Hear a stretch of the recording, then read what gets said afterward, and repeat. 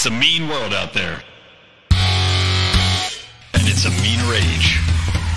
Let's change the culture. Let's change the way we think about this world. And let's have a hell of a time doing it.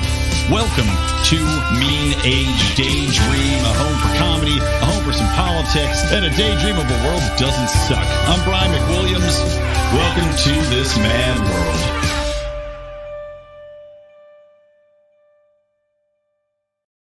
Welcome, Funks. Welcome, Chunks. Welcome, Funkachunks and Chunkalunks, to a special little bonus edition of Mean Age Daydream.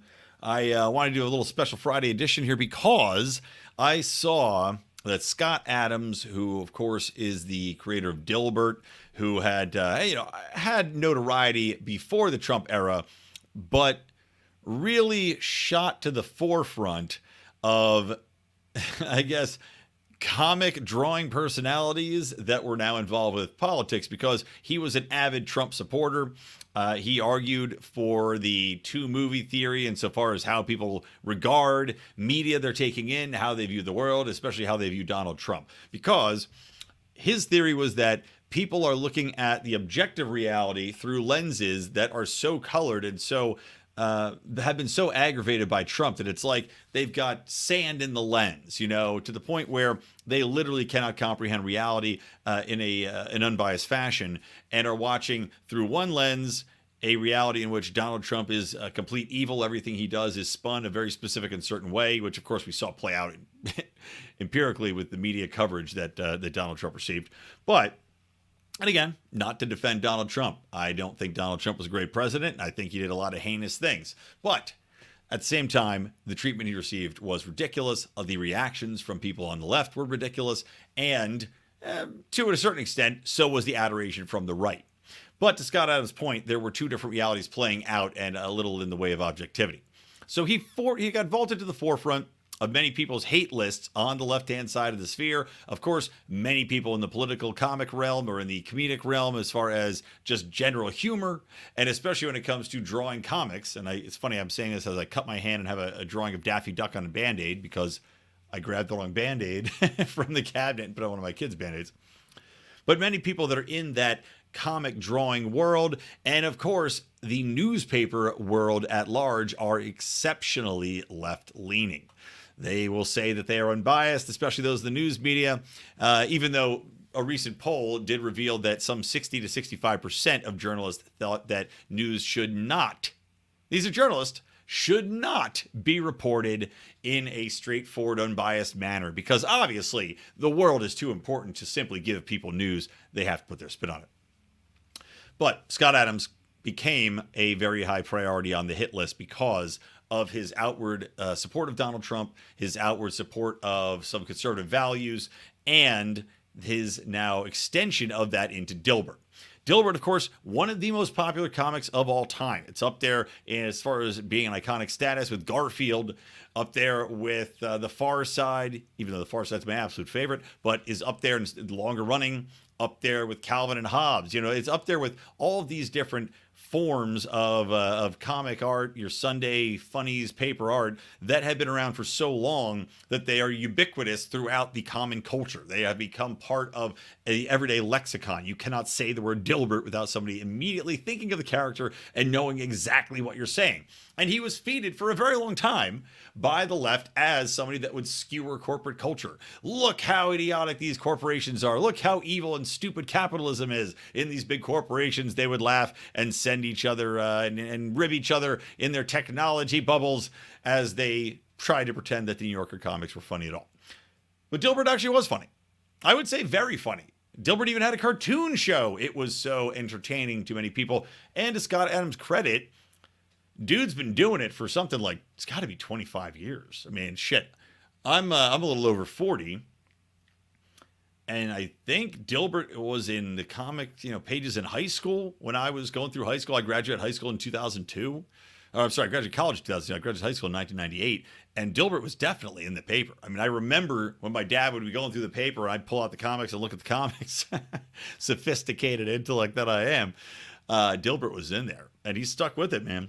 Dude is stuck with it. Even as we see a changing shift in how corporate America looks at the way in which they communicate internally and externally. And he now has gotten canceled, right? And Dilbert has gotten canceled in a few different publications just over the past pandemic. You know, people that were really left-leaning honks that didn't really give a shit about who actually likes the content of the newspapers, they had already canceled Dilbert, but it's still running in some conservative outlets and you know, a lot of the Midwest papers. But a new group called, let me see, Lee Enterprises. They own something like 77 to 80 papers, you know, quite a large amount of papers. And they had contracted with Scott Adams and Dilbert and been running it no problem until a recent comic came out that he wrote. And that comic is, let me share my screen here. Let me see, can I make this full screen? That's good enough. If you're watching along on YouTube, by the way, if you guys are listening to this and not watching, please do go and subscribe to the brand new Mean Age Daydream YouTube page. Now, the reason that this is important to subscribe to is because the Lions of Liberty Network YouTube page, which has 6,500 people that are subscribed to it, you would think we would have a lot of traction on that page, but we are so shadow banned. We always have a strike against us because YouTube, anytime we clear a strike, goes through and finds some old fucking thing that was said years ago that, again, should not be controversial in any way, but because of the censorship, because of big tech, because of the White House guidelines on what is and is not acceptable narration to share with public people and share your opinion on, we continuously get dinged. And we, because of that, are shadow banned to a exceptional degree. Again, 6,500 subscribers. You would think our videos would be getting at least 1,000, 2,000 views per pop. No, they get like 80 because we are so suppressed within that YouTube page. We also can't do live streams that are, I don't know, they've got a name for it. It's like the super streams. We can't do any of that shit. We can't monetize anything on it. It's a problem. So please do go and like the Mean Age Daydream solo YouTube feed. I'll link to it on the YouTube page here on the Lions of Liberty Network, and I will link to it in the show notes for the podcast. Please subscribe there. We're going to try to grow that out, or hopefully we will not get dinged, at least for a while, and be able to share content that is not getting absolutely throttled by YouTube's people. Now then, here's the comment, right? Let me read this. 3 panels, as Dilbert's many time are. And this was released on Tuesday, September 20th, so brand spanking new. Dave, first panel, there's a white guy, egg-headed dude, working in the corporate environment, talking to a black dude named Dave. Dave, I need to boost our company's ESG rating, so I'm promoting you to be our CTO. I know that you identify as white, so that won't help our ESG scores. But would it be too much trouble to identify as gay? And Dave responds, depends on how hard you want me to sell it. And the egghead responds, just wear better shirts. Now, it's funny. Just wear better shirts, great. It's the joke, of course, the stereotype that gay people dress better than non-gay people. Apparently, this is a hate-filled trope.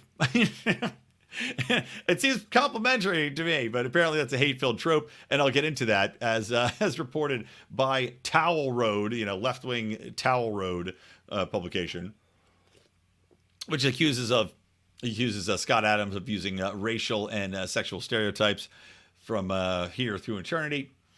But of course, it also talks about, in this comic, the funny joke from Dave. Look, you want to identify as gay? Well, I guess I can. Depends on how hard you want me to sell it. Obviously, selling it too hard would mean he has to take some dicks in the butt or give some dicks into butts. So clearly he has concerns about that, but he's open to the conversation as a good corporate peon.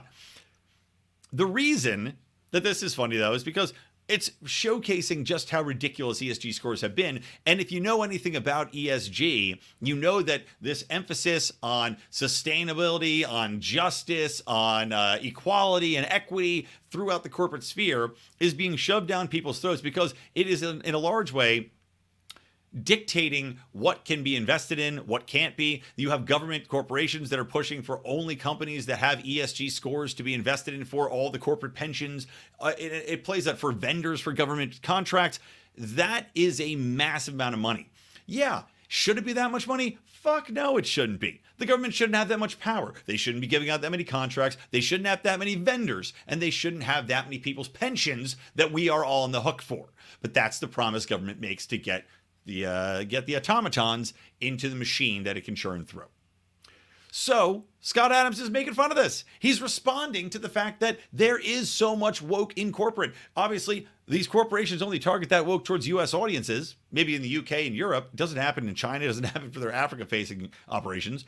But here, They have tied themselves to woke. You can see it through advertising. You can see it through hiring practices. Everybody's got a diversity and inclusion person. Everybody's got somebody that's focused on equity now working within the systems, in all the hiring practices, in all the ways in which departments are organized. I would argue for the worse, because you're trying to artificially organize things by checkmark boxes rather than saying, okay, who are the best people for the job? And if the best people for the job aren't getting there and that happens to be linked to a certain race, then maybe you can go deeper into finding what the problem is. But to just force in hires based upon checking boxes doesn't make a lot of sense. But that's what's happening because these companies want to chase the revenue. They want to chase the contracts. They want to chase the investments. And it's all tied into government. Again, government is forcing this through and causing all these changes. People are chasing the dollars. So, is it out of bounds for Scott Adams to write a comic talking about ESG, showcasing the ridiculous? Again, how are you supposed to make fun of a corporate environment which is rife with ESG, which is right with corporate justice initiatives and diversity and inclusion initiatives? How can you make fun of it if you don't take it down this route? What else do you say about it? It's so absurd and so artificial and so ridiculous on its face that the only thing you can do is just report it straight on and hope that people get the joke, that it's satirical without being satirical. If you're going to comment on it, you have to showcase that, yes, these corporations are looking for people to fill the quotas. And it is funny, we're talking about identity politics. We're talking about people identifying and being able to change their genders and now their race because this guy's identifying as white. We've seen Rachel Dolezal, a white woman who identified and pretended to be black for a long time, working with, I think it was like the NAACP. So this is not out of bounds. When you have a reality that quite literally is encompassing everything in this comic book, for some newspaper to cancel in 77 papers, cancel a comic because this was a bridge too far is fucking absurd. I mean, it showcases, as I was discussing earlier, it showcases just how depraved journalistic integrity has gotten. And it's ridiculous that I even have to argue that journalistic integrity is in the same sentence as a comic at the end of a newspaper. But that's where we've gotten. That's the depths of society that we've hit, where newspapers have to censor a Dilbert comic designed to give a chuckle because it has violated a norm that these people all view as sacrosanct. But this comic has needled them in a very slight way. It's not like this is groundbreaking. It's not like this is flipping over the apple cart and everybody's going to suddenly realize and put their coffee down and go stand out in the street and yell, "I'm mad as hell and I'm not going to take it anymore." That's not going to fucking happen from this comic book, is it? No. But it's so broken a taboo that these leftist controlling media, controlling newspapers hold so dear and cannot allow anybody to attack that they have to remove it from circulation. And by virtue of that, and I've talked about this on the main show, I've talked about this, how these people, by objecting to jokes, the Tim Allen joke about Joe Biden not knowing how long 60 Minutes was, the DeSantis was it Top Gov video, this doofusy little, rip off a Top Gun video that was so stupid and so cliche that they made into the biggest video ever. The dude probably spent $10,000 on it and it got 100 million views because the Democrats lost their fucking minds over it. Same thing with the Tim Allen joke. They lost their minds over the joke, amplifying it to the point where it has now become prolific. Good job, Democrats. By getting Dilbert pulled out of this paper, you've made sure that everybody sees this comic, notices how stupid it is that they pulled it because of it, and now is thinking about the absurdity of ESG in the workplace. If you're going to try to push this through to chase these contracts, if you're going to go down this leftist narrative of woke nonsense, maybe more subtle about it. I mean, you worked in the whole thing with what's it called, critical race theory into schools under the guise of night. Maybe you need to be more subtle with this too. What do you think? And also, maybe you guys need to join our Patreon. I think you do. Patreon.com/Lions of Liberty or lionsofliberty.locals. Make sure you get in there. You can get our bonus content. We did our Degenerate Gamblers show. A lot of fun, told some stories. We all rehashed. Rico was actually at the Cleveland Browns game that the Jets came back and scored like 3 touchdowns to win. Hilarious. But, we give our takes on what's happened to us over the week. We give some gambling advice. We have a league we play in. Funny stories, good times. We also recorded the very first Secrets, Lies, and Cover-Ups. That is our show about conspiracy theories, mysteries, government obfuscation of the facts, and, of course, the ways in which the world leaders are operating in the dark. So check that out. That just published as well. A lot of content, guaranteed. You will never get as much content from any platform as much as you would get it from our Patreon. Patreon.com/Lions of Liberty or lionsofliberty.locals.com.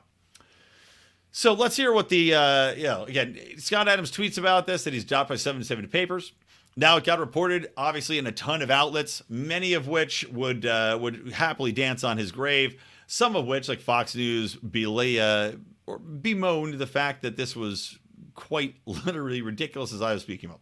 But Scott Adams shared this Towel Road article with this headline: Dilbert dropped by 77 papers. Straight white creator, because you got to make sure, again, these people are selling you a false bill of goods and just a boatload of horse shit when they have to put the race and the sexual identity of the person that's writing the comic book in the headline, right? Because they want you to be distracted from the actual content of the story, and they only want you to read the headline and go, well, I don't need to read this story. I don't need to read this person's opinion. Clearly he's in the wrong. He's straight, and he's white. So it says, Dilbert dropped by 77 papers. Straight white creator blames woke mob, not his story arc, making fun of sexual and racial identities. Now, I can tell you for a fact, having read, I used to read Dilbert fairly consistently. I can't really think of many times ever that I recall Dilbert really going and making fun of sexual or racial identities. This comic obviously did. It's tied into ESG, which is all about sexual and racial identities. But for the life of me, I can't think of one other time.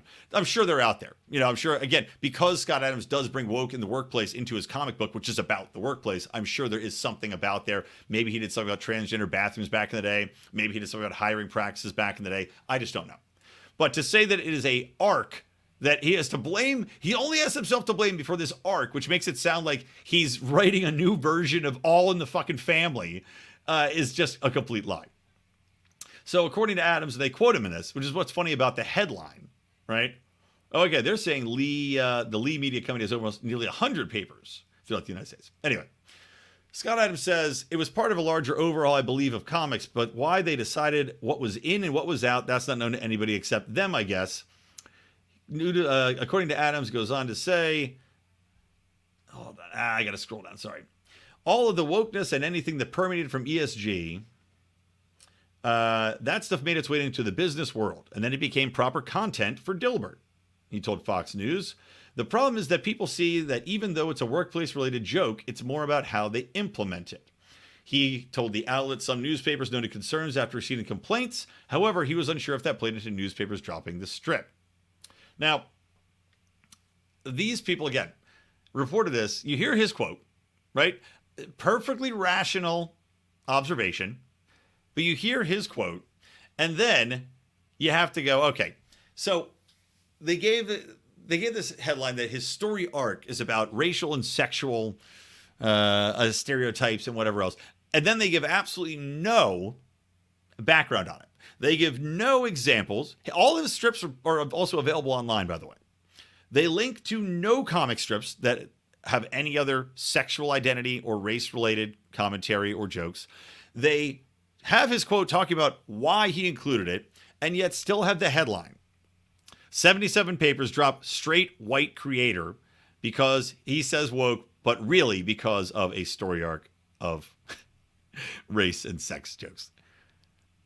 It's just patently biased. It's patently false. It's complete bullshit. And I hope that this is, once again, as I have said, I hope that this is cancel culture accelerating to the point where it really starts to piss people off. I don't know how much people will care about not having Dilbert in their paper. I don't know if people are going to cancel their newspaper because Dilbert's not in there. But frankly, I don't know who else is actually getting a newspaper delivered anymore, except the elderly, who probably are... Forgot to set an alarm. Who are the most likely to complain about this and who may be the most likely to cancel subscription because a comic that they loved isn't in the back. Who's to say? But I certainly do hope that this showcases the absurdity of the moment we're living in, the censorship, the attacks on free speech, and the outright leftist bias that is so prevalent and so poisonous in mainstream media reporting. All right, guys, hope you enjoyed this Mean Age Daydream solo feed extra. Have a great weekend. Again, subscribe to the YouTube page, please. Please subscribe to this. Subscribe to the Lions of Liberty Network feed as well. I am posting a brand new gutsy Hate Watch recap. That's going to be our Friday show for now on the Lions of Liberty Network feed, so you can get that little extra show. And John Odom and I are going to be doing an extra show as well on Fridays, a short form. I'll leave it. I don't want to give it away quite yet, but a short form, funny, fun little show to welcome you into the bosom of Friday. All right, that's it. I'll talk to you guys on the flip side. Have a good one.